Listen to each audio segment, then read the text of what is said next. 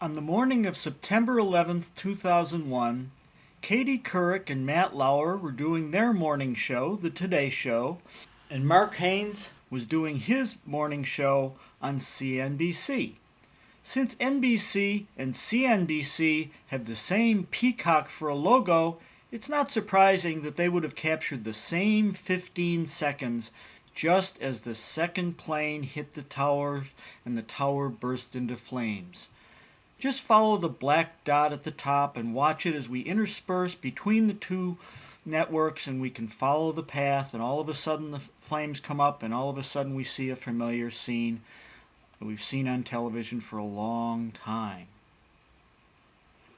But wait, did you notice that there was a split second between the time that you saw the towers from a distance and the time that you saw the towers with flames coming out on CNBC?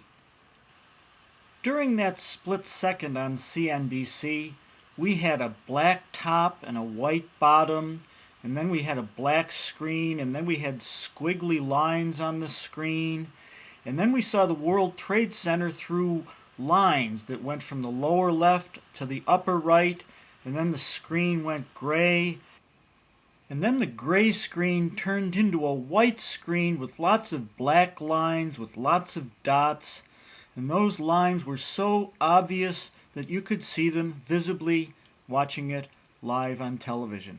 And then we saw a white screen with white dots going from the upper left to the lower right with colors banded on the right side. And then we went dark again, and then we saw a split screen from the top and the bottom with different colored flames, different colors at the top and the middle and the bottom. And then we saw a blue flame and green smoke and a green line where there was a red line a second ago. What did we see on NBC? What happened between this last distant view of the towers and this first view of the towers and flames? For 8 seconds, during the time that there was interference on CNBC, there was just a distant view of the towers with flames coming out after we heard people talking about the flames.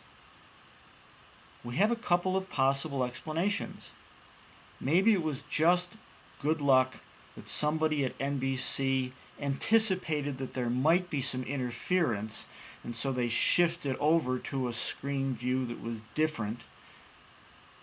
Or it could be that the split second on CNBC originally showed up on NBC, but there were just too many questions to answer, and it was a lot easier to just blend in a different view that didn't make any sense if it looked like live television. If you can believe what you can't see, can you see what you can't believe?